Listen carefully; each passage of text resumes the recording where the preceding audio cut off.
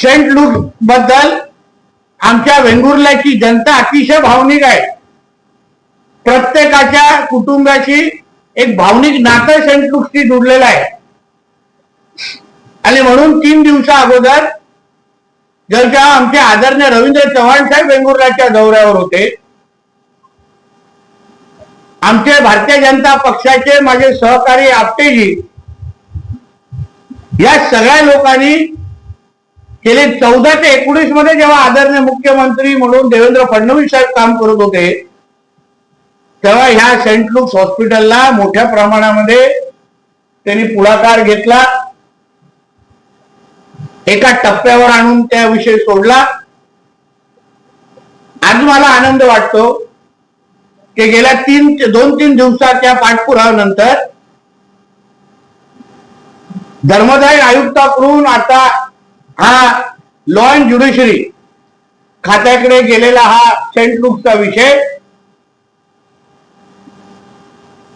त्याची final order आणण्यासाठी आता मार्ग मोकळा झालेला आहे.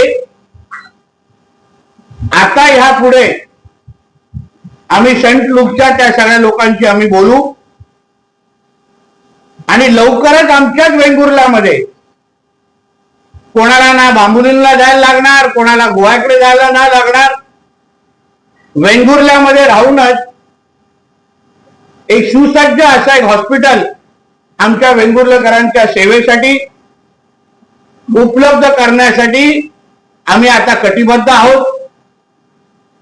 चांगल्यातले चांगले डॉक्टर असो, चांगली सुविधा, मेडिकल सुविधा असो, या सगळ्यासाठी हा निर्णय अतिशय महत्वाचा आहे.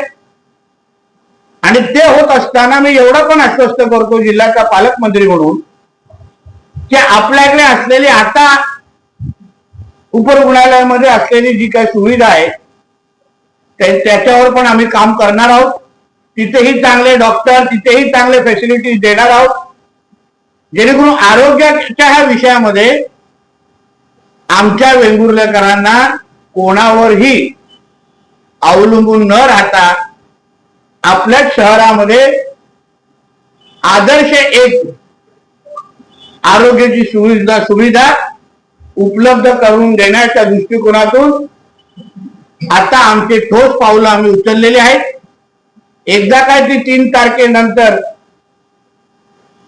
या सगळ्या संबंधित फायनल ऑर्डर हातात येईल आणि मग त्यानंतर हॉस्पिटल बनवण्याचा मार्ग हा मोकळा होणार आहे.